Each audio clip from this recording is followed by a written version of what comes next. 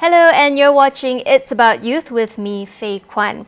Now, mental health has become a bigger part of public conversation, especially among Malaysia's younger generation. But stigma and societal pressure and cultural pressure as well still hold many back from speaking up.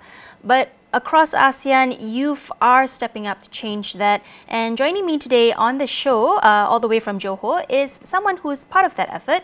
He is Lim San Shien, a Government Unity Ambassador, and recently named a National Malay Language Icon by Dewan Bahasa and Pustaka. San Shien, thank you for joining me on the show today. Thank you so much, Faye and AWANI, for the invitation. Let's talk about this topic more. Definitely. It's a pleasure to have you on. But firstly, let's start a little bit about you. So we were talking prior to this interview, and you mentioned that you had attended the ASEAN Roundtable discussion on regional mental health in Sabah. So firstly, what really sparked your passion for mental health advocacy?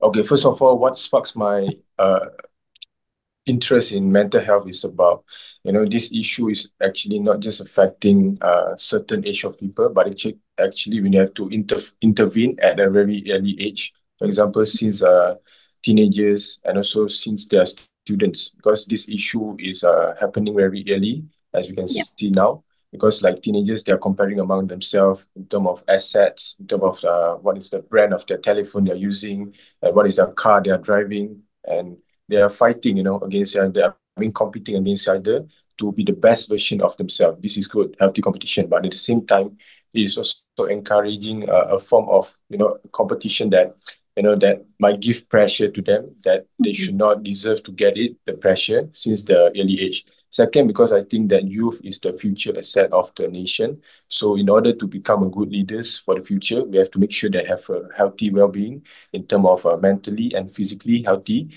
to prepare themselves for the future. So this is why I think the youth have to speak up, express briefly and confidently to ensure that this topic is addressed at the highest level and also at the grassroots level. So we have a bottom-up approach. We give suggestion to the policymaker, government, and engage with everyone to have a whole of society approach. So to ensure that the views are comprehensive and we are able to exchange our views in order to tackle this issue collectively. Right, healthy competition, but then there is that very fine line with unhealthy comparison, right? Especially with social media really boosting since the pandemic. And the pandemic itself, COVID-19, has really opened up more conversations around mental well-being, what with us being in lockdown and all of that. What would you say are some sort of major shifts in mental health awareness that you've observed in Malaysia or perhaps across ASEAN in the last few years? Okay, what we can observe is that there's a wrong notion that the stigma are still there, that people think that mental health is a illness and is something that we should not talk about. This is what the prejudice that the people casted among those who have those pressure, facing anxiety, mental disorder, and etc.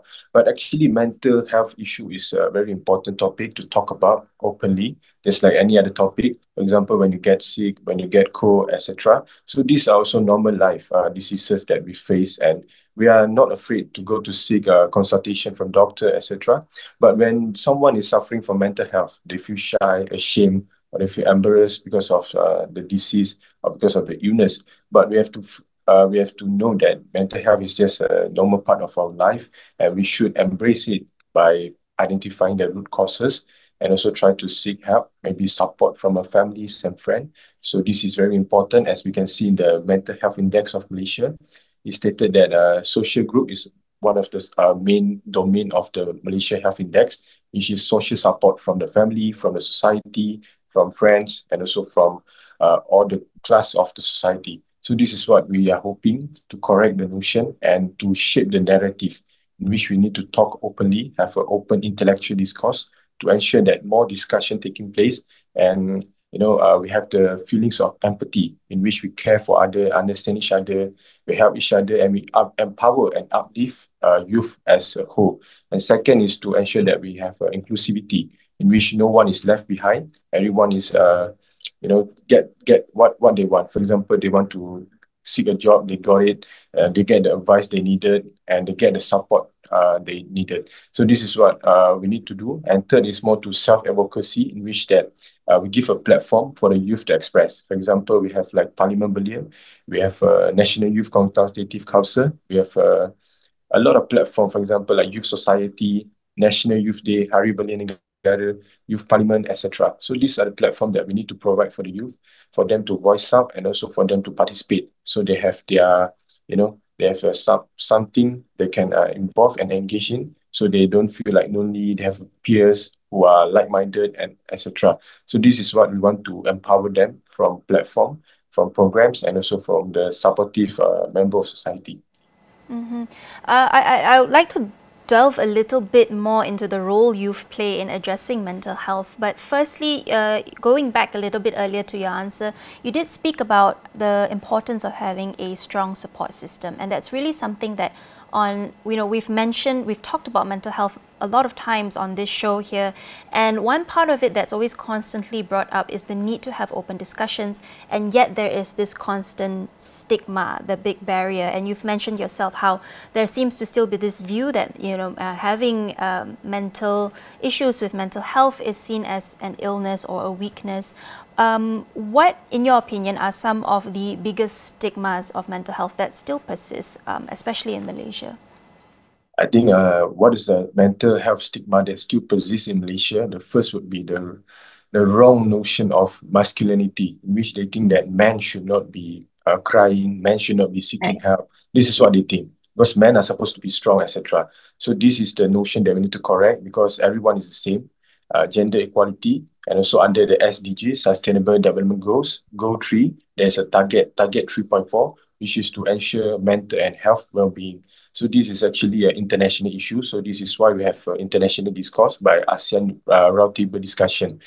Second notion is that we feel like those people who have mental health they are weak. They are very, they are not able to support themselves mentally. They feel like easily they will be criticized. Then they feel like, oh, they are being sidelined in the society. So this is what I feel like the stigma. They feel like those people who are suffering from mental health are weak, but they are not weak. They are just like normal human beings who have feelings, who have emotions. And we have to understand the transition of a teenager to becoming adulthood is actually a critical development stage, because they are, they have characterized by emotional, physical, and also psychological changes. So And we've all been through it. yes, when you're teenagers, you don't have those pressure, right? Financial pressure, societal pressure. You don't have to pay your commitments, etc. And you don't have to pay your insurance car. So these are all the commitments that we don't have when we are still teenagers. So the transition phase will make you feel like pressure. You feel like comparing yourself. So these are all the stigma that we should put aside, and we should acknowledge the problem, which is mental health is normal. We should normalize it and try to tackle it. Definitely normalizing conversations, talking about it more often. I'm curious though, from your experience at the ASEAN Roundtable in Sabah, did you come across any maybe cultural or generational differences in terms of how mental health is perceived across different Southeast Asian countries in the bloc? Okay, that's a very interesting question, because from the Indonesian perspective, I can share. There's actually a very famous, well-known organization known as Menjadi Manusia. So this organization garner about 1.2 million followers on social media. So what they're doing is actually to becoming a human. Just what our country currently is facing, which is we are humanizing our people, which is like the moral values backed by, understanding, helping each other, and also the values of integrity, good values that we should have in our as a human. So this is what I see as the most important values that can shape a human to support towards each other, which is first is of values, second is of awareness. We understand about this issue and we don't criticize other, because everyone is fighting their own battle, so we don't judge each other. So this is what the culture that we see. But from other country perspective, I see they are more open to talk about this and have a lot of association and NGO which is advocating for this issue. And I wish to champion the cause of fighting for mental health with our youth, because I think this issue is cross-border and also is need a whole of society approach, as I said. So I think that we need to have more educational in terms of our syllabus. We need to incorporate and encompasses what is needed to teach our youth to be more healthy in terms of mentally and physically. Second is more in terms of programs. is in terms of transitioning our youth. Because we know that the youth age also been reduced from 40 to 30 now. So youth will be 30 years old next year. So all this preparation actually is to prepare and also make sure that our youth are well equipped for the future. So they don't feel like a gap or they don't feel like they are losing behind. So this is what I think we need to work together as ASEAN youth. Yep. And the steps you've mentioned, so teaching them how to care for their mental health, helping them prepare to transition towards adulthood, those are all good steps. But what about encouraging youth to seek help in the first place? For those who are facing mental health issues, what can we do to kind of encourage them to step forward? Or rather, how much of that still ties in with that stigma in family or societal expectations?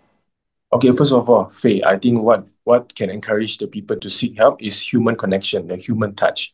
Because as we know, we have AI, we have a lot of technology, ChatGPT, and sometimes when people feel lonely, they will chat with their friend, etc. But what is lacking is the human touch or the connection between the human, the social interaction. So this is what we have to encourage between our Gen Z, our teenagers, to encourage them to talk to their friend, to engage actively with the community. So this is what we need to do. Second, Faye, let me share with you, as we are now living in the BANI world. What is BANI is BANI. Brittle, anxious, non-linear, and incomprehensible. So this is in comparison to the VUCA world, VUCA, volatility, uncertainty, complexity, and ambiguity. So the world now is more challenging in terms of the BANI world, which is that the youth feel like easily disconnected with the world. This is a fast-paced world. Their attention span is getting reducing. So what we have to do is promoting a good, healthy usage of the social media through online platform. For example, by regulating the online media social platform, making sure that more advocacy campaign will be visible and promoted to the youth via online. And the youth are supported through all these platforms, and they feel empowered by joining all these meaningful programs in collaboration among agencies and also youth association. And third is via like education and campaigns, which can be organized by government or non-government organization, which is to ensure that they can express themselves, they feel supported, and there's a therapy, for example, music therapy, and maybe through art performance, all this to support them. And third is to make sure that youth have a balanced life, which is have to be encouraged by the parents, the society, and the family, because all works and no play make Jack a dull boy. So we have to make sure that youth are can be developed holistically in terms of academic, their involvement in co-curricular activities. So these are what we're trying to give more attention to. Finding that balance is really what leads to a fulfilling life. Definitely lots for us to unpack, Shien, but let's go for a quick break first. Stay with us.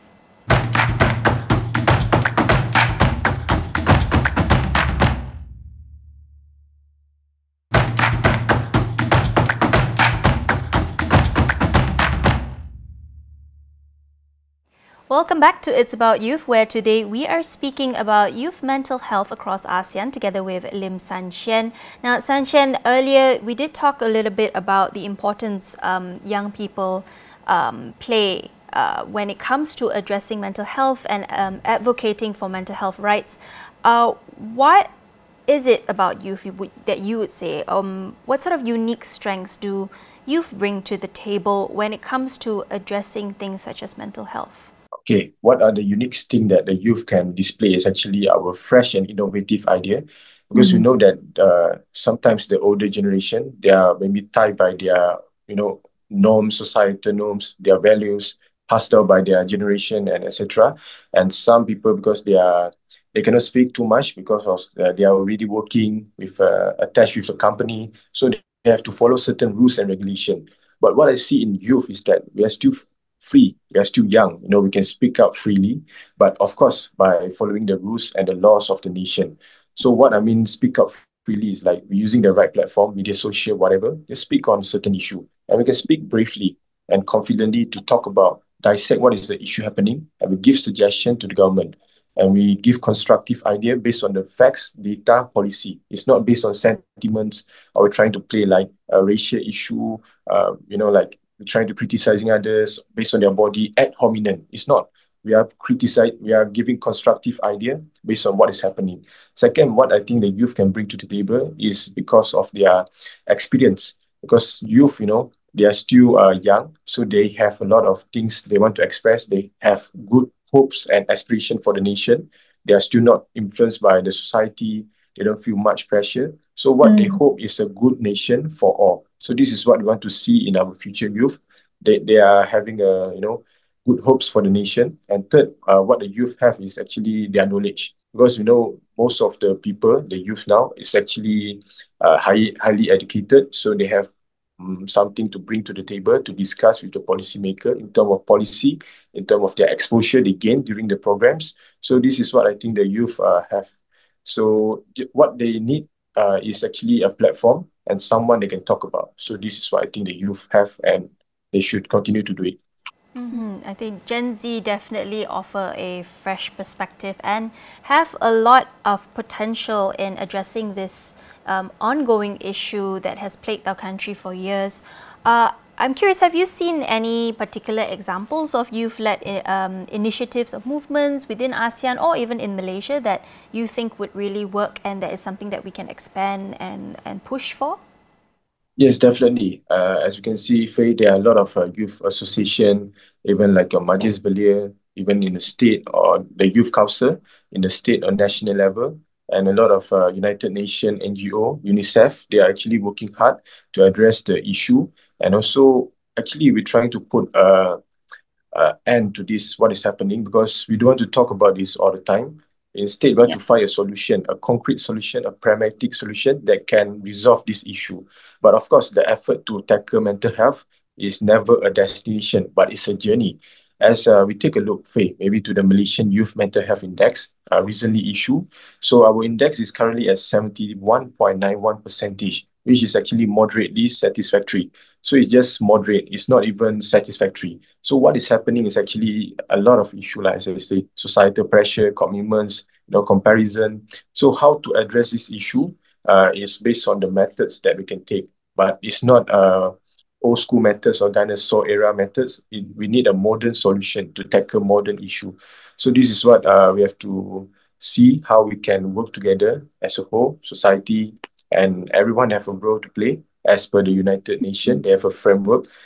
First agenda is that everyone have a role, have a function to play in the society.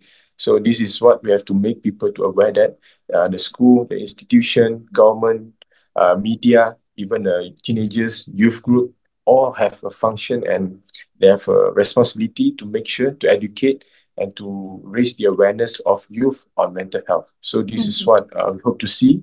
Everyone get to play their role and understand what they should do. Now, there's 2 points you mentioned being part of that solution I wanted to really talk a little bit more about. Firstly, you mentioned education and then also government. With education, having just graduated from yourself, do you think personally that schools and universities are doing enough to help support youths with their mental health? And what role do you think that they can play further to promote mental health awareness? Okay, what we see now in the existing framework of school and university, they only have like a counseling unit, right? So whenever help is needed, so they will attend to the students. So what I think that we should form is like a mentor-mentee program in all the schools and university. The mentor would be someone like a senior alumni or maybe the professor or a teacher. So whenever help is needed, they will be the one who approach the student, not when the problem is happening and the student have to go to the counseling unit, because some students are shy, they are introvert, they don't want to seek help. So this is something that we have to take proactive measure to tackle the issue. So instead of wait and see, why not we help and uplift them? So this is what I suggest, to have a mentor-mentee program in all the schools and university. And second is that we have to constantly giving care and attention to the student. This is maybe can be done by the school, by the university. And third is through program, because some university and school, they don't make it like a interesting program for the student to see and to participate and even to join. So this is what I think that they should give more freedom and capacity building for the student, because students sometimes they are limited to join one uniform body and one maybe sports. So why not we just give them the freedom to choose whatever sports, whatever uniform body they want to join association, they want to form a club, let them form. Don't restrict them. Don't say, oh, it's repetitive, it's redundant, it's a conflict with the interest of the university. As long as it's good for the student, mental health, well-being, and human development as a whole.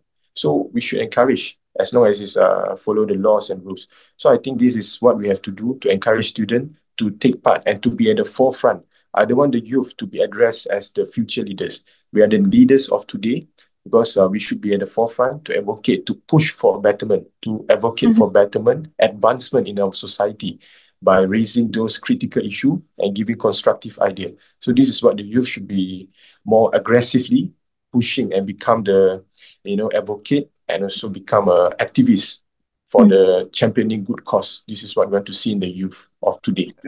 Right, there's some interesting suggestions that you had there that schools can take, especially the first point you made about having a mentor-mentee program. We did talk a little bit about how we can encourage more people to step forward, but you've also said that some students may be shy to come forward with their issues, and hence having a mentor would having a mentor is someone who would be able to interject and address that early on. I'm curious then, how would we convince people to take on that mentor role then? What is the important message to send to let everyone know that they have an important role to play? Okay, as you can see, Faye, normally when school have like a dinner, fundraising dinner, right, we can see a lot of alumni or maybe the ex-student, former student, they are willing to step up, they are willing to sponsor, they are willing to support the school events like, bazaar, whatever. So I think, like instead of inviting an alumni to the school or university to give a one-off talk, maybe during the orientation, just for one time. So why not we have a continuous support for the student, consistent efforts that we can see in the alumni. Maybe the alumni, the ex-student, or even the teachers themselves, they can become a mentor. I think the teachers will be more than willing, or even the alumni. Maybe the one alumni can cater to 10 to 20 mentees, which are the students. So they can just help each other discussing ideas and see how they can help them for their further study, tertiary study. So they more to giving like advisory role, advising, giving tips for studies, exam. So it's more to like a support group. What we need is a support group, and whoever is interested, they should step up and help. So this is what I think, how should we give a message is like, you have to give back to your school, give back to the society, because you are benefited from the school and society. You will want the students. So you should give back and you should contribute your ideas, your efforts to build a better environment and a more conducive study environment for your university and institution. So this is what we call, we should, always give back to the society. And also for the corporate, they are more to CSR, right? Corporate social responsibility. So they should do more, maybe by donating. If you can't donate, so why not you help by giving your efforts and, time, spending time with the students. Well, thank you for helping to spread that message of promoting selflessness and wanting to help and contribute back to society. You've also mentioned earlier about empowering the youth voice, or within ASEAN itself. What concrete steps then do you think, we are moving on to government now, what concrete steps do you think government or maybe other related institutions can take to help young people speak up and shape mental youth policy and giving them that seat at the table to discuss? Okay, so if you take a look at the mental health index that is issue, there's actually a few domains. For example, lifestyle, surrounding environment, personal characteristic, life experience, social support, coping mechanism, healthy mind. So these are all the domains that we should focus if we want to tackle mental health. For example, we look at the National Youth Policy. Okay, so in National Youth Policy, what are the challenges? Actually, is from social, economy, politics, and also technology. So in order to tackle this issue, we go down to what are the characteristics that the government want to build in our future younger generation. For example, in the National Youth Policy, it's mentioned about optimistic, being, tech savvy, all this. So what we can see now is through PLKN, the Latihan Khidmat Negara National Service. So I see that this is a good platform to buy all our youth and young leaders to come together to contribute their energy and also sacrifice their time to make time for the nation, because they are well trained to prepare for the national defense and also to build the spirits of patriotism and togetherness among them. Second, more to like for example, life experience. So government should give the youth to handle programs and also to lead the society, which we can see next year. Because now the definition of youth is still 15 until 40 years old. Starting next year is 15 until 30. So we can see that the younger trend in all the youth association NGO. So 30 and above, you can no longer lead an association of youth.